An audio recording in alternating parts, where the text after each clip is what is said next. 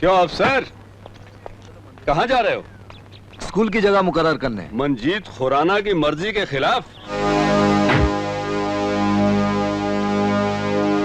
देखो भाई, मंजीत साहब तुम्हें बहुत पसंद करते हैं, इसलिए कोई भी काम ऐसा मत करो जो उन्हें बुरा लगे। मैं तुम्हारी तरह मंजीत साहब का खरीदा हुआ गुलाम नहीं हूँ।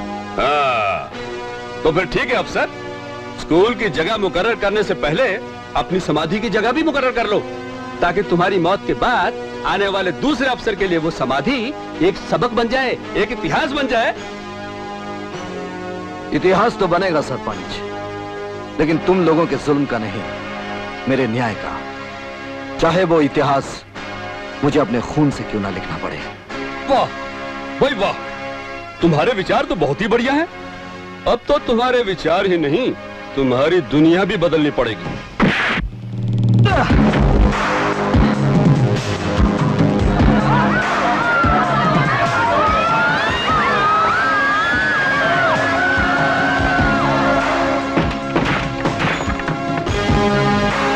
देखो भाई, मेरी जिंदगी का एक उसूल है, मैं किसी को जान से नहीं मारता, लेकिन मार मार कर ऐसा अधमरा कर देता हूं कि जिंदगी से तंग आकर खुद चिता पर लेट जाता है।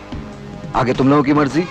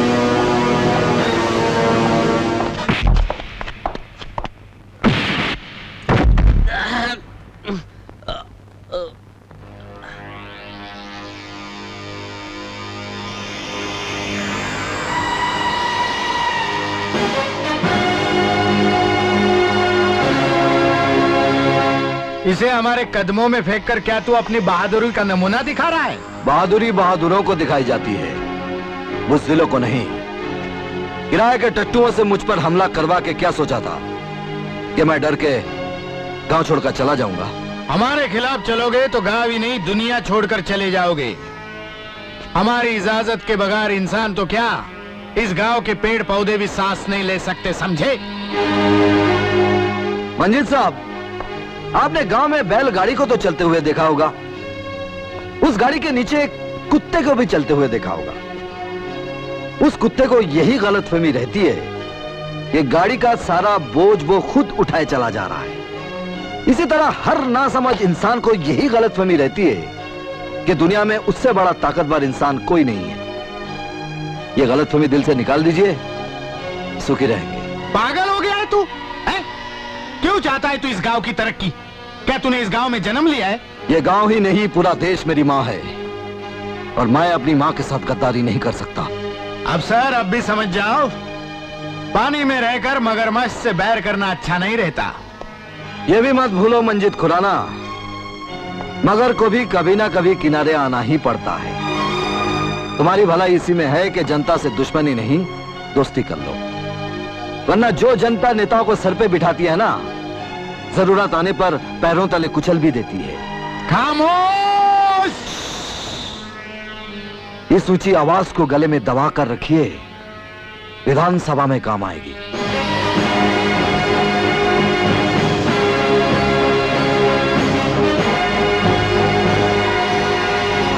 शंकर भैया की जय! शंकर भैया की जय!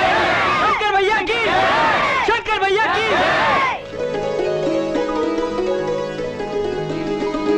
लगता है अब इस गांव के अच्छे दिन आ गए। साहब, मंजीत के आदमियों को मारकर आपने इस गांव में एक मिसाल पैदा कर दी है। साहब, मैंने आपको समझने में बड़ी भूल की, मुझे माफ कर दीजिए। आप तो बहुत बहादुर निकले साहब। बहादुर तो तुम लोग हो, जिन्होंने मंजीत जैसे कमीने आदमी की पेटी में एक भी वोट नहीं डाला था। अब तो जंग छिड़ चुकी है, सच और झूठ की, न्याय और अन्याय की, और ये लड़ाई हम सबको मिलकर लड़नी होगी, जिसमें जीत हमारी ही होगी। शंकर भैया की, शंकर भैया की, शंकर भैया की, शंकर भैया की।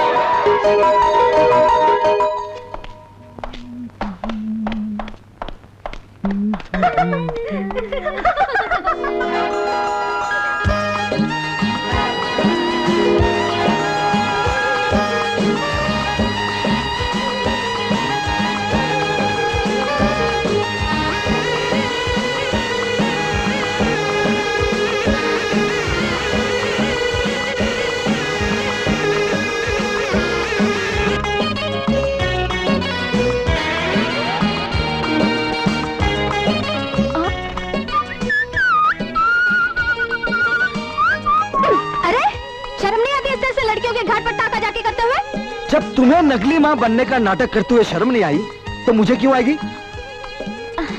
मैं? हाँ माँ? हाँ। तुम्हारी आंखें तो ठीक है। मेरी आंखें बिल्कुल सही है। उस दिन घाट पर तुम ही थी ना पेट वाली माँ, आज पेट गायब। हाय राम, अब समझ में आया गड़बड़ क्या हो गई। मेरा नाम मालती है। तुमने जरूर मेरी जुड़वा बहन रेणु को देखा होगा।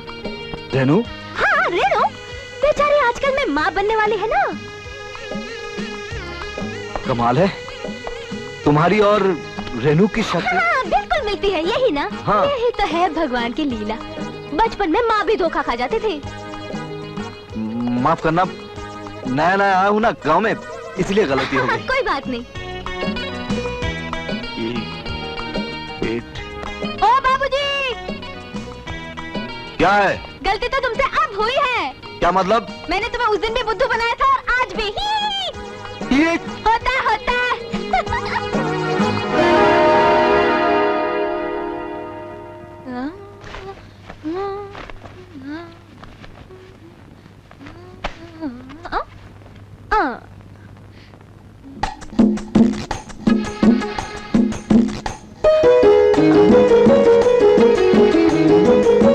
मेरा शंख।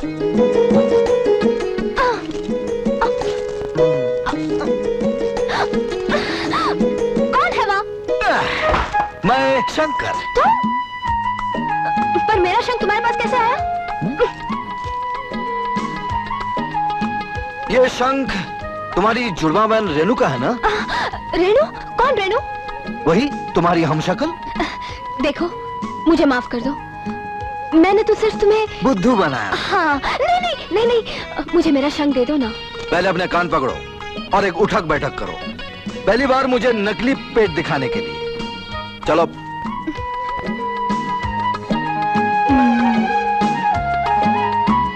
अब तो दे दो।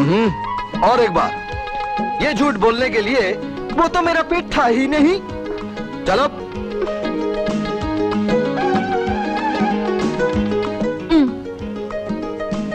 ये शंख तो शंकर के हाथों में ही अच्छा लगता है। देखो, ये शंख मुझे एक बहुत बड़े साधु बाबा ने दिया था और कहा था कि इसे हमेशा अपने गले में पहनकर रखना, वरना मेरी जान को खतरा हो सकता है। फिर झूठ? नहीं, इस बार मैं झूठ नहीं बोल रही हूँ। तुम मुझ पे विश्वास क्यों नहीं करते?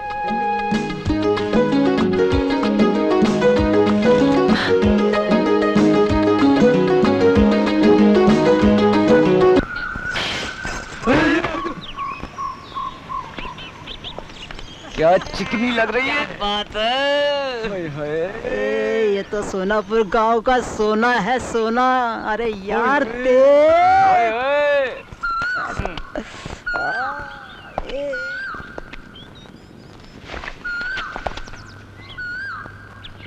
तुम्हारे घर में माँ बहन नहीं है? है ना?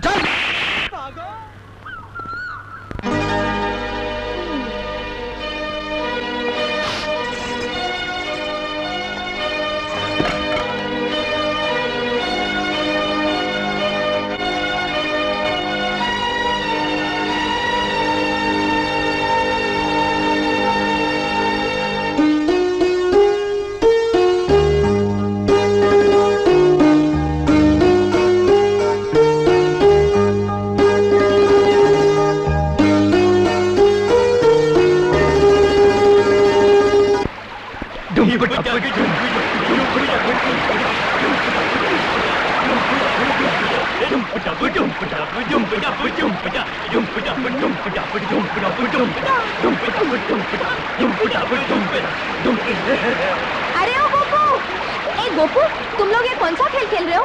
टमाटर का खेल। बड़ा भैया। अच्छा, तो मैं भी खेलूंगी। तुम ये खेल नहीं खेल सकती। क्यों? ये खेल तो बच्चे लोग खेलते हैं। अरे ओ मुन्नी, जब तुम लोग मेरे साथ गिल्ली डंडा खेलते हो तब मैं बच्ची नहीं लगती क्या? तुम अपना साथी खुद ढूंढ लो और हमें शांति से खेलने दो। ओ शंकर भैया, क्या है? जरा इधर आना तो। आता हूँ। क्या बात है मुन्नी? देखिए ना, ये हमारे साथ टमाटर का खेल खेलना चाहती है। टमाटर का खेल? ये कौन सा खेल है? ये बड़ा मजेदार खेल है अंकल। टमाटर को किसी के हाथ पर रख कर उसे छुए बिना ही ढकेलते हुए उसके मुंह तक ले जाना पड़ता है। आप खेलेंगे हमारे साथ? अरे ये बच्चों का खेल मैं कैसे खेल सकता हूँ? हाँ, ये क्यों नहीं कहते कि खेलने से डरते हो? मैं इन बच्चों से डर जाऊंगा?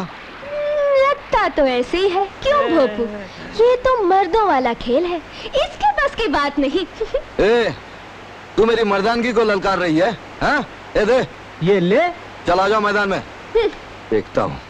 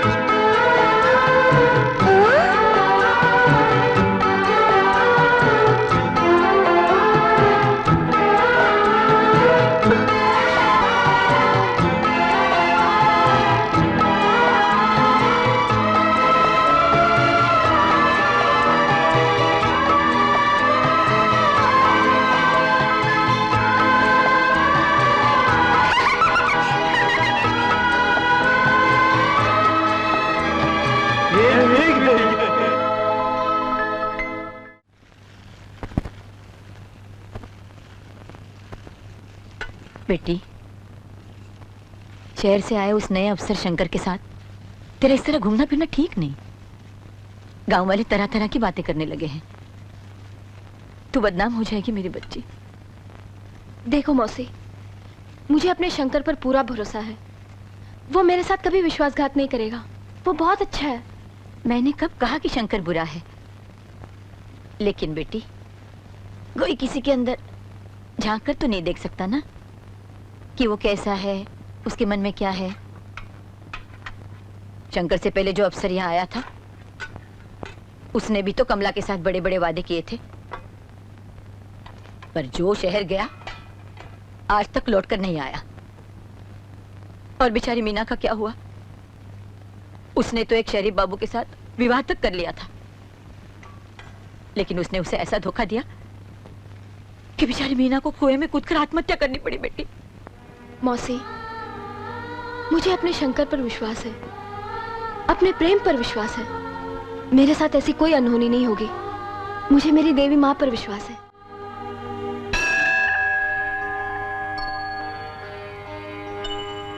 बेटी, एक फूल उठा लेना।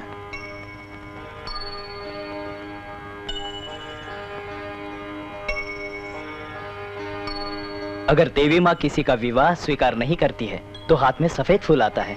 अगर फूल लाल हुआ तो समझ लो देवी माँ का आशीर्वाद मिल गया। तब आप दोनों का जीवन सफल हो जाएगा।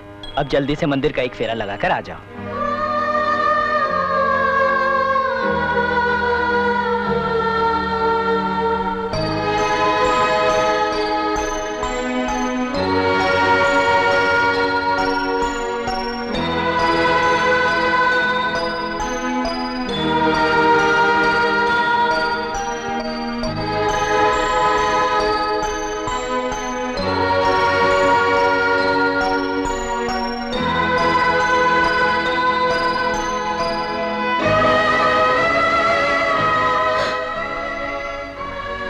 सफेद फूल, इसका मतलब देवी माँ को मेरा और शंकर का विवाह स्वीकार नहीं।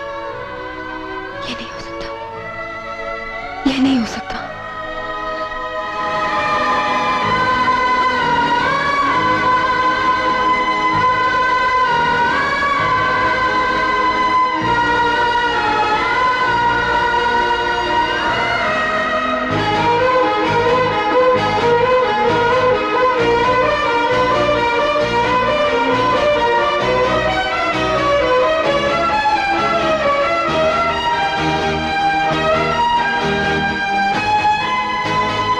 ये क्यों किया पगली?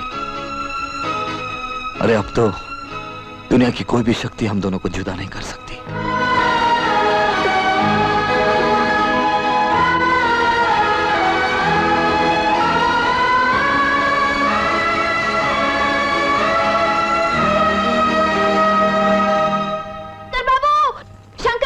अरे क्या हुआ?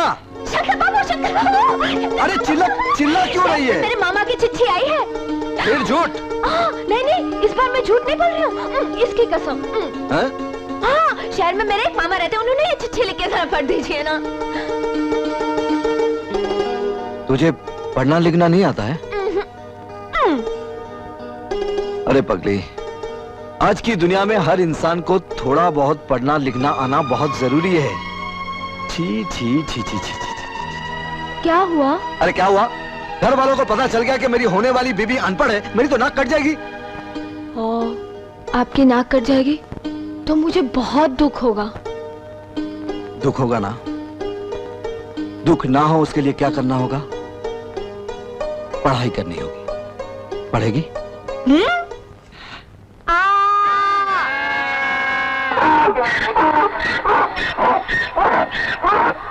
अरे इतने जोर से चिल्लाओगे तो गधे के साथ साथ कुत्ते भी भौंकने लग जाएंगे।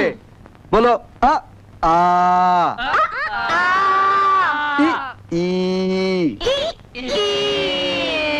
लो आ गया कड़वा नीम का पत्ता। कड़वा नीम का पत्ता? खुद ही देख लो पलट के।